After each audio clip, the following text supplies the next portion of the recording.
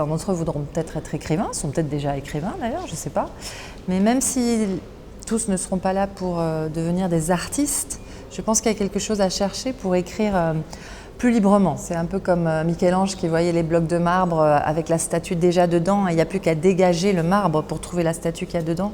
Je pense que le style, il est en soi, il faut le trouver comme ça, mais il faut le trouver aussi en se débarrassant de pas mal de choses. Donc ça, c'est un travail.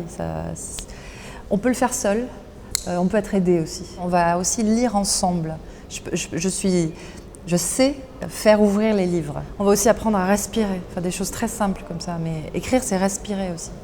C'est savoir s'asseoir, ou écrire debout si on veut d'ailleurs, mais enfin, il faut trouver une position. Enfin, j'aime beaucoup travailler ces choses-là. Moi, j'ai la chance de ne pas être en charge de quoi que ce soit, si ce n'est les femmes.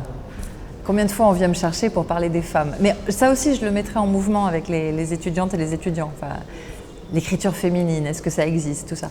Mais heureusement, ce n'est pas mon sujet principal non plus. J'ai la chance d'être dans une position dans ma vie, dans le monde, dans ce pays, où j'ai une réelle liberté d'écriture. Et sinon, en termes d'actualité toute personnelle, il se trouve que je publie un livre à la rentrée littéraire, fin août, qui s'appelle La mer à l'envers, chez POL, mon éditeur habituel.